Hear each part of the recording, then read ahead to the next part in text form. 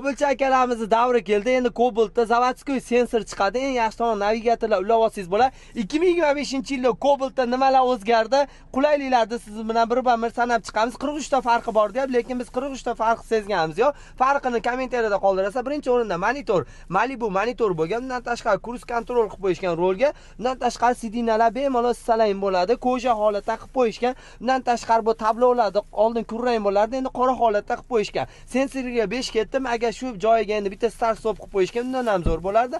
Endi qolgan farqlarni sizlarga aytib o'tamiz. Xo'p, bagajni bemalol 2 marta testalan shu holatda ochiladi, rezinka qo'yishni hojat yo'q. Undan tashqari bet nirjavika bo'lardi, endi qora qilib qo'yishgan, bu ham yaxshi. Bir dona qora qilib 5 million pul qo'shilyapti. Undan tashqari oldiga keladigan bo'lsa, sanoq datchiklarni qo'yib qo'yishgan, miyasi bor kompyuter. Undan tashqari ABS tormozlarida konditsioner yoqsangiz ham beatkaz ishlayveradi.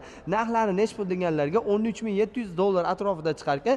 So'mga 165 million 200 ming so'm bo'lar ekan. 3-noyabrdan bunga xudo xolasa shotlar ochiladi, bemalol xarid qilsan ham bo'ladi. Biz Farg'ona viloyati Marg'ilon shahar avtosalonida turibmiz. Eng asosiysi 43 ta farqni sezgan aka-ukalarimiz bo'ladigan bo'lsa, kommentariyada qoldirasizlar. Puliga arziydimi, yo'qmi? Cobalt O'zbekistondan legendami, yo'qmi, shuni ham kommentariyada qoldirib qo'yasizlar.